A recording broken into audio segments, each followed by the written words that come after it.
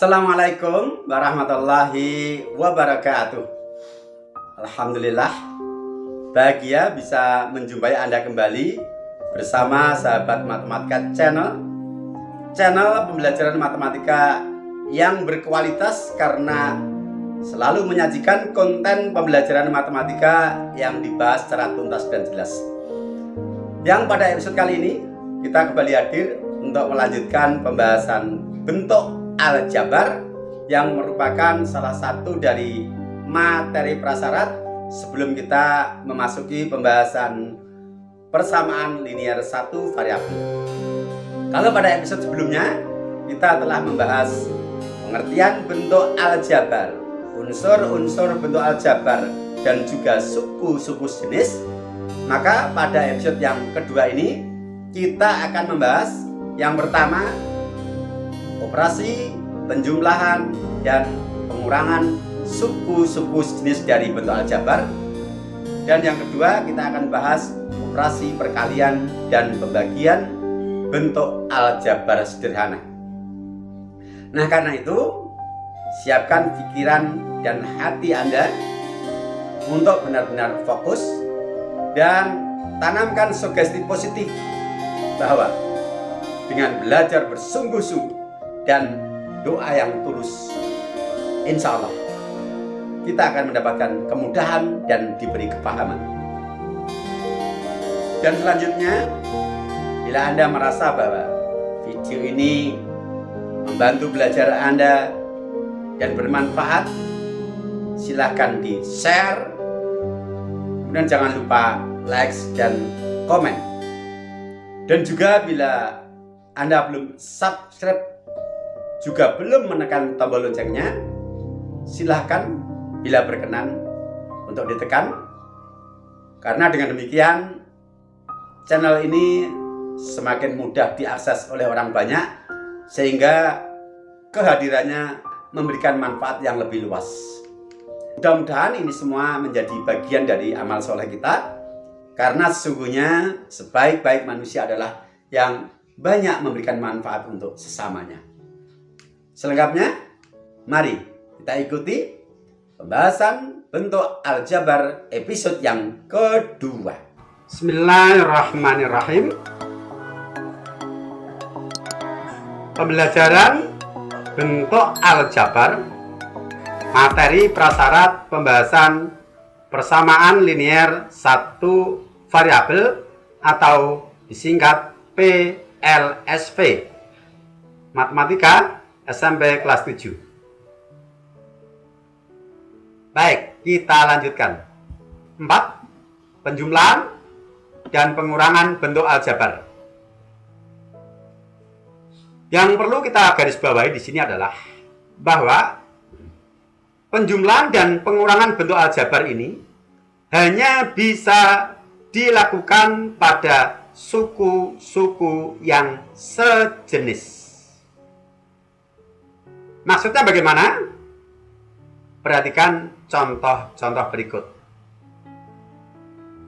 1. Bentuk aljabar 5x dikurangi 6y dikurangi 9x ditambah 2z.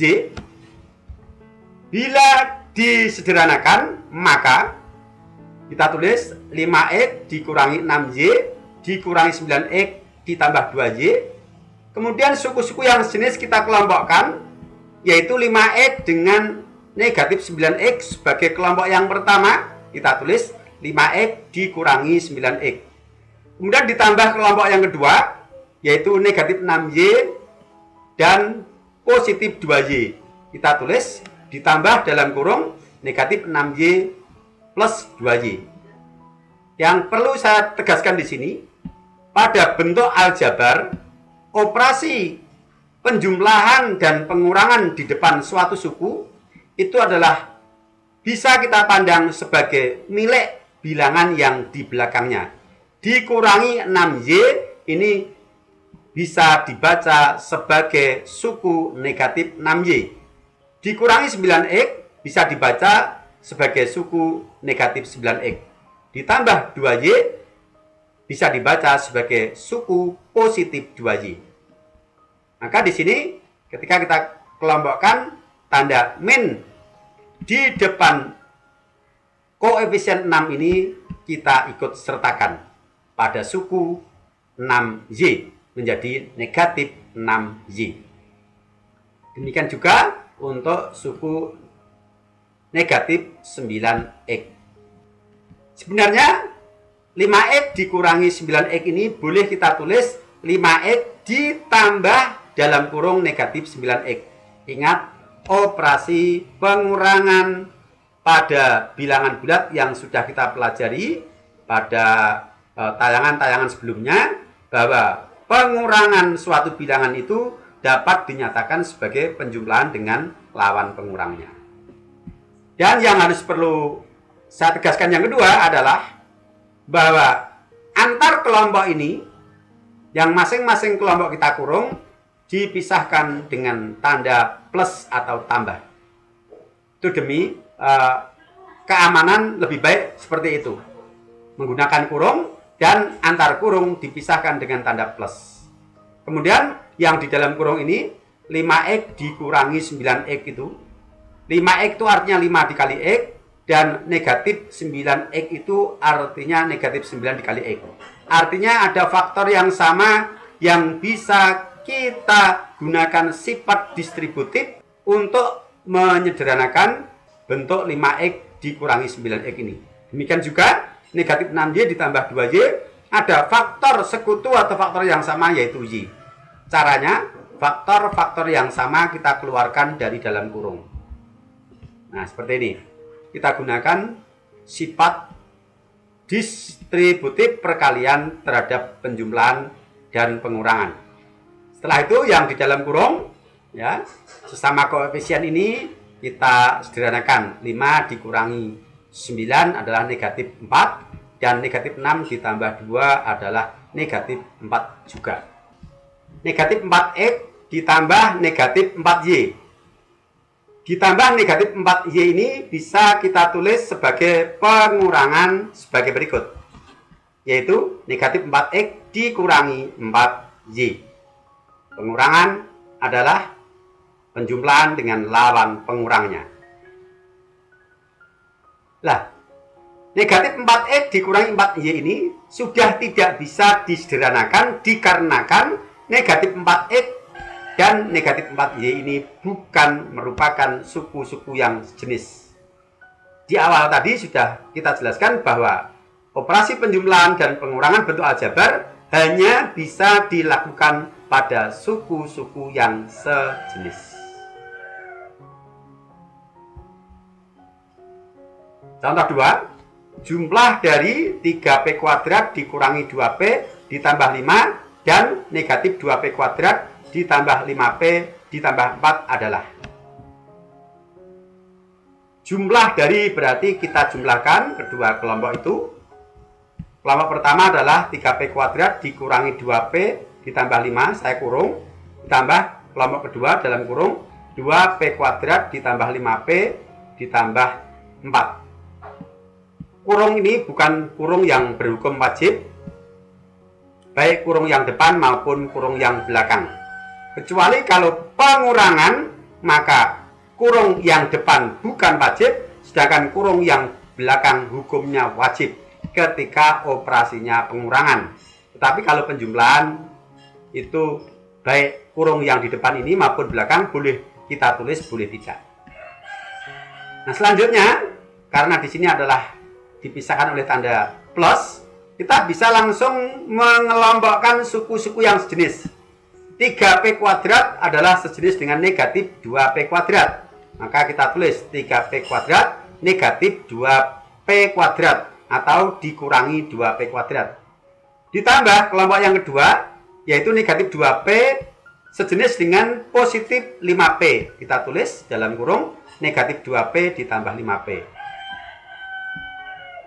Ditambah kelompok yang ketiga yaitu konstanta positif 5 dengan konstanta positif 4. Kita tulis ditambah dalam kurung 5 ditambah 4. Kemudian masing-masing kita sederhanakan. Untuk kurung yang pertama ada faktor sekutu P kuadrat. kurung yang kedua ada faktor sekutu P, kurung yang ketiga adalah sesama konstanta, langsung kita jumlahkan. Kurung yang pertama, faktor sekutu P kuadrat keluar, yang di dalam adalah 3 dikurangi 2. Kelompok yang kedua, faktor sekutunya adalah P, kita keluarkan, yang di dalam adalah koefisien dari P. Dan kelompok yang ketiga, 5 ditambah 4 hasilnya 9. Selanjutnya, operasi yang di dalam kurung, di depan masing-masing variabel, kita sederhanakan. 3 dikurangi 2 adalah 1, P kuadrat, ditambah, dalam kurung negatif 2 ditambah 5 adalah positif 3, P, dan 9 tetap. Bentuk 1P kuadrat ditambah 3P ditambah 9, 1 koefisien P kuadrat ini boleh tidak ditulis. Sehingga cukup ditulis P kuadrat ditambah 3P ditambah 9. P kuadrat ditambah 3P ditambah 9 ini sudah merupakan bentuk yang paling sederhana. Karena baik P kuadrat, 3P maupun 9, ketiga-tiganya adalah suku-suku yang berbeda jenis. Sehingga tidak bisa dijumlahkan atau dikurangkan. Biar lebih jelas, contoh 3. Hasil pengurangan 4X dikurangi 5Y ditambah 8 dari 3X plus 2Y ditambah 5 adalah. Perhatikan dengan seksama, di sini adalah tanda hubungnya dari. Artinya apa? Bahwa 4X dikurangi 5Y ditambah 8 sebagai pengurang, sedangkan 3X ditambah 2Y plus 5 ini sebagai bentuk aljabar yang dikurangi. Sehingga penulisannya kita balik. Yang belakang dikurangi yang depan. Nah, kita tulis. Yang kita tulis di depan yaitu 3X ditambah 2Y ditambah 5. Di sini tidak saya kurung, dikurung pun boleh. Kemudian yang kita tulis di belakang yaitu 4X dikurangi 5Y ditambah 8. Kita tulis di dalam kurung. Ini hukumnya wajib karena di depannya tanda operasi pengurangan. Sedangkan yang depan ini boleh kita kurung, boleh tidak. Yang belakang ini wajib. Kemudian yang perlu saya tegaskan juga adalah ketika kata hubungnya adalah dari, penulisannya belakang dikurangi depan atau dibalik. Tapi kalau kata hubungnya adalah oleh atau dengan, hasil pengurangan 4X dikurangi 5Y ditambah 8 dengan 3X plus 2Y ditambah 5, atau hasil pengurangan 4X dikurangi 5Y ditambah 8 oleh 3X plus 2Y plus 5, maka urutan penulisannya adalah depan dikurangi dalam kurung kelompok yang belakang. Kalau kata hubungnya dengan atau oleh, urutannya tetap depan dikurangi belakang. Tapi kalau kata hubungnya dari, harus dibalik, belakang dikurangi depan. Oke, ini yang harus saya tekankan dan saya garis bawahi. Karena dalam perjalanannya nanti kita akan bertemu soal-soal yang kata hubung itu akan sesuai dengan selera si pembuat soal. Nah, kemudian dikurangi dalam kurung 4X dikurangi 5Y ditambah 8 ini, di depan kurung ini min. Ya, hanya min saja. Kita munculkan bilangan 1 sehingga menjadi min 1. Untuk apa? Untuk kita distributifkan dengan suku-suku yang di dalam kurung supaya lebih mudah dipahami. Nanti kita baca min 1 dikali 4, min 1 dikali min 5, min 1 dikali positif 8. Yang kelompok suku depan ini tetap apa adanya. Nah, min 1 dikali 4X adalah min 4X, min 1 dikali min 5Y adalah positif 5Y atau ditambah 5Y, dan min 1 dikali positif 8 adalah negatif 8 atau dikurangi 8. Sekarang sudah tidak ada kurung lagi. Saatnya kita kelompokkan suku-suku yang sejenis, yaitu suku-suku yang memuat variabel sama dengan pangkat variabel sama atau sesama konstanta. Kelompok yang pertama 3X dan min 4X ditambah kelompok yang kedua 2Y ditambah 5Y dan kelompok yang ketiga sama konstanta yaitu ditambah dalam kurung 5 dikurangi 8. Selanjutnya dalam kurung 3X min 4X ini bisa kita keluarkan faktor sekutunya yaitu X keluar kurung. Demikian juga 2Y ditambah 5Y, Y bisa kita keluarkan di luar kurung. Kemudian setelah itu kita menghitung operasi di dalam kurung dari pengurangan atau penjumlahan koefisiennya. Contoh nomor 1 dan nomor 2 sudah kita berikan penjelasan itu. Ternyata itu sebenarnya bisa kita hitung langsung. 3X dikurangi 4X itu negatif 1X. Yaitu 3 dikurangi 4 adalah min 1, sementara variabelnya tetap, yaitu min 1X. 2Y ditambah 5Y, ini bisa kita hitung langsung menjadi 7Y. 5 dikurangi 8 adalah negatif 3. Nah, seperti ini. Pada awalnya, ya secara konsep, kita gunakan sifat distributif sebagai penjelasan untuk mengantarkan pemahaman kita, dan setelah paham kita bisa langsung, yaitu tanpa harus mengeluarkan faktor sekutu, langsung kita jumlahkan koefisien dari suku-suku sejenis sedangkan variabelnya tidak berubah, baik dikurangkan maupun dijumlahkan variabelnya tetap. Kemudian negatif 1X ditambah 7Y dikurangi 3, negatif 1X itu satunya bisa kita hilangkan sehingga tinggal min X saja. Maka sama dengan min X ditambah 7Y dikurangi 3. Ini 3 contoh dari operasi penjumlahan atau pengurangan bentuk aljabar. Di dalamnya ada penjumlahan suku-suku sejenis dan juga ada pengurangan suku-suku sejenis. Silakan dikembangkan sendiri nanti melalui latihan-latihan sehingga lebih paham secara mendalam. Baik, masih ada satu sub lagi yang perlu kita bahas sebagai materi prasyarat sebelum kita masuk ke persamaan linear satu variabel. 5. Perkalian dan pembagian bentuk aljabar. Perhatikan contoh-contoh berikut. 1. Perkalian suku tunggal dengan suku tunggal. Contoh A, 5 dikali P. 5 ini adalah suku tunggal yang dia hanya berupa konstanta, dikali P. P ini juga suku tunggal. 5 dikali P hasilnya 5P. Jadi kalau kita punya bentuk aljabar 5P, itu bisa dinyatakan sebagai 5 dikali P. B, 3M dikali negatif 5M. Kalau terjadi seperti ini, suku tunggal yang pertama memuat variabel dan koefisien, suku yang kedua memuat variabel dan koefisien juga, maka caranya adalah koefisien kita kalikan koefisien, hasilnya kita kalikan variabel dikali variabel. Berarti 3 dikali negatif 5, kemudian dikalikan M dikali M. M dikali M itu artinya M pangkat 2 atau M kuadrat. Sehingga hasilnya sama dengan negatif 15 dikali M kuadrat. Negatif 15 adalah hasil perkalian sesama koefisien dan M kuadrat adalah hasil kali sesama variabel.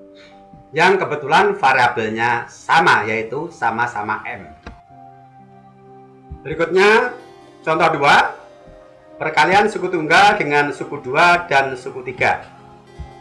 2A, 8X dikali dalam kurung 3Y plus 5. 8X ini sebagai suku tunggal, 3Y plus 5 ini sebagai suku 2. Caranya adalah kita gunakan sifat distributif.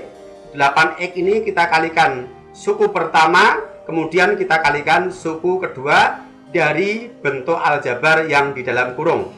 Yang pertama 8X dikali 3Y kita tulis dalam kurung. Kemudian yang kedua 8X dikali suku yang kedua yaitu 5, kita tulis 8X dikali 5. Perkalian bentuk aljabar yang masing-masing memiliki variabel dan koefisien. Caranya, koefisien kita kalikan koefisien, dalam hal ini 8 dikali 3, dan variabel kita kalikan dengan variabel, yaitu X kita kalikan dengan Y.